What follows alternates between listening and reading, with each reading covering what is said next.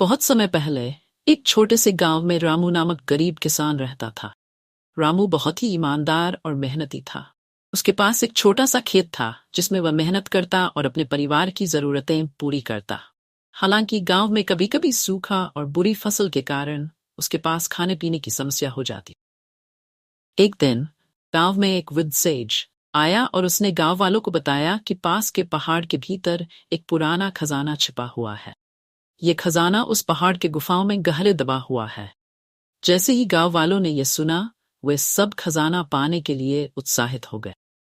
गांव के लोग पहाड़ की ओर निकल पड़े, लेकिन किसी भी आदमी ने गुफा तक पहुंचने की हिम्मत नहीं की। गुफा के भीतर अंधेरा और खतरनाक जानवरों की कहानियां सुनकर लोग डर गए। लेकिन रामू ने सोचा कि अगर खजाना सच में वहां है तो वह इसे खोजेगा और गांव के सभी लोगों में बांटेगा। रामू ने अकेले पहाड़ की ओर यात्रा शुरू की। रास्ता बहुत कठिन था। उसे ऊंचाई, चढ़ाई और घने जंगलों का सामना करना पड़ा। कई बार उसे हार मानने का मन हुआ, लेकिन उसने सोचा कि उसकी मेहनत गांव वालों भविष्य के लिए है, इसलिए उसने आगे बढ़ने का निर्णय लिया। रात के समय जब रामू एक गुफा के पास पहुंचा, उसने देखा कि गुफा के अंदर एक चमकदार सोने की चादर पर खजाना है। लेकिन गुफा में एक बुजुर्ग सज्जन भी थे, जिन्होंने कहा कि खजाना किसी एक व्यक्ति के लिए नहीं बल्कि पूरे गांव के लिए होना चाहिए।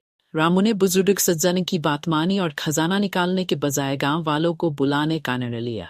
उसने गांव वालों को गुफा में बुलाया और खजाना देखा। तभी ने मिलकर खजाना को गांव में बांटने का निर्णय लिया। गांव के लोगों ने खजाना बंटाया और गांव में सुख और समृद्धि का आगमन हुआ। सभी ने रामू की ईमानदारी और मेहनत की सराहना की और उसके द्वारा खजाना बांटने के निर्णय को धन्यवाद कहा। रामू ने समझा कि ईमानदारी और सच्ची नीयत ही सबसे बड़ा खजाना है। द्वारा की गई मेहनत और ईमानदारी ने पूरे गांव एक नई दिशा दी। नैतिक शिक्षा सच्ची समृद्धि और खुशी ईमानदारी, मेहनत और साझा भावना में होती।